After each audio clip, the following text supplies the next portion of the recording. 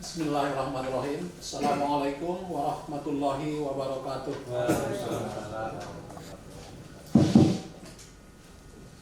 Alhamdulillahillazi bi ni'matil iman wal islam wa ya azamun ni'am. Asyhadu an la ilaha illallah wahdahu la syarika lah. Wa asyhadu anna sayyidina Muhammadan abduhu wa rasuluh. Allahumma shalli wa sallim wa barik ala sayyidina Muhammadin wa ala alihi washabihi ajmain. Yang kami hormati Pak Wakil Bupati Pasaman Barat, Pak Rislamanto, yang sudah hadir bersama kita. Terima kasih Pak atas kehadiran Bapak berkenan menghadiri acara forum grup discussion ini. Kemudian Kepala Dinas Energi dan Sumber Daya Mineral Pak Peri, kemudian Ibu kita Kepala Dinas Kelautan dan Perikanan Provinsi Sumatera Barat Ibu Reti, kemudian anggota DPRD Pasaman Sumatera Barat Komisi 4 Pembangunan Pak Zulkifli Said, kemudian yang memimpin moderator kita nanti tuan rumah kita ini Pak Dr. Manager Wakil Ketua LPSK Lembaga Perlindungan Saksi dan Korban. Ini kadang selalu harus saya buat kepanjangannya Pak, kalau disingkatkan lupa L bahaya katanya. Nah, jadi Lembaga Perlindungan Saksi dan Korban gitu harus jelas gitu, kalau disingkat ketinggalan L bahaya. Yang kami hormati juga hadir bersama kita dari salah satu Dewan Penasihat kita Pak Dr. Haji Farul Rozi, Sekretaris Umum kita Pak Khairunas, jadi tulis nanti bersama dengan Bang Mulia Nasution. Kemudian hadir juga teman-teman dari KPB, ada adik kita Arnal Yasid hadir. Ada? Oh belum datang. Kemudian pengurus IKPB Jaya hadir lebih lengkap di sini. Ini dari tadi penasihat ada Pak Nazis John, ini dari Tawamau ada Pak Peri yang selalu menghubungi Pak Heri dengan Bu Reti. Nah, ini Pak Peri ini di tim kita sekretaris dan beliau salah satu ketua bidang IKPB Jaya di bidang pendidikan dan Litbang gitu. Jadi cocok. Pak Peri sehari-hari di grup Abu Rizal Bakri juga gitu. Kemudian ada Pak Ahmad Ridho tadi, beliau ketua bidang agama, budaya dan adat istiadat di KPB. Sehari-hari beliau dosen UIN di Azhar Bidayatullah. Kemudian ada Pak Kusnadi. Pak Kusnadi ini, Pak Ili Rahmat dari Asal Erbagis ini ketua bidang pembinaan organisasi. Kemudian ada Pak Kusnadi, pengurus KPB Jaya juga. Kemudian ada Pak Rahmat Saleh.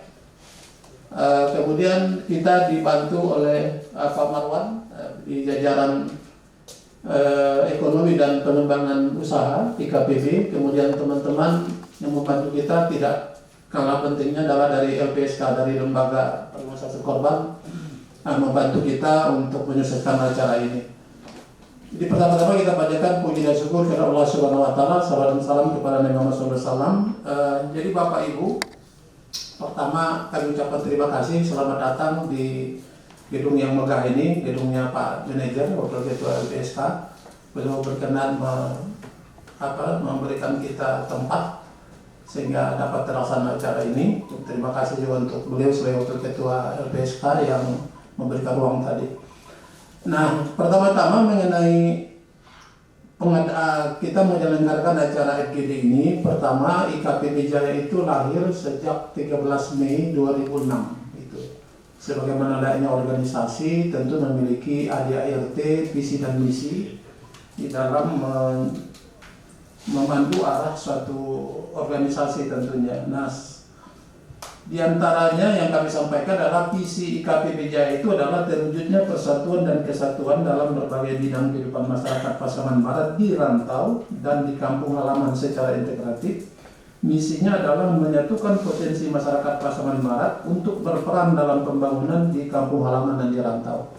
Nah, dengan dasar itu salah satu visi misi kita. Kemudian di dalam akte notaris ya terkait dengan pembentukan KPB Jaya juga ditegaskan atau disampaikan jabaran daripada misi itu antara lain adalah penguatan opini publik dengan penelitian data dan sebagainya, melakukan kajian kritis dan subjektif terhadap masalah pendidikan, sosial budaya, dan lain-lain di rantau dapat aktif dalam peningkatan pengembangan sumber daya manusia di bidang ekonomi, pendidikan, sosial budaya, kesehatan, menyelenggarakan pemberdayaan atau penguatan masyarakat awam, menyelenggarakan simposium, workshop, seminar, training dan lain, dan mengadakan kerjasama dengan badan lain, baik pemerintah maupun swasta. Ini termasuk ini yang kita lakukan sekarang ya, kerjasama dengan pemerintah maupun lembaga swasta.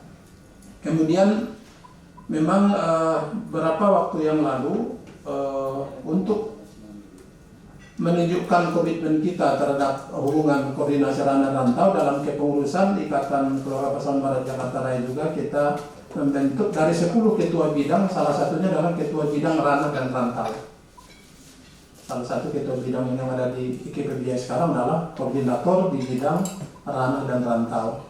Dan kita harapkan dapat bersinergi, bekerja sama supaya perantau-perantau Pasaman Barat di Jabodetabek atau Jakarta khususnya tidak hanya berpikir tentang Pasaman Barat istilahnya keluarga besar yang merantau, tapi juga ada sumbangan pemikiran, sumbangan ide gagasan yang dapat kita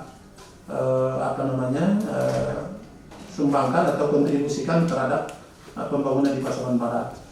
Kemudian memang sebagaimana yang kita ketahui di Pasaman Barat memiliki potensi sumber daya alam yang luar biasa sebetulnya. Nah, sehingga pemanfaatan, pengelolaan atau istilahnya sekarang yang lebih keren lagi menurut Pak Wakil Ketua LPSK kita, Pak Manajer, pemuliaan gitu ya, pemuliaan sumber daya alam. Nah, sehingga beberapa masalah yang kemarin nyampai ke IKPB Jaya antara lain memang ada permohonan dari masyarakat. Terjadi masalah apa waktu itu semacam kaitan dengan illegal mining, tambang, kemudian ada fishing, tambang udang, kemudian ada kayu.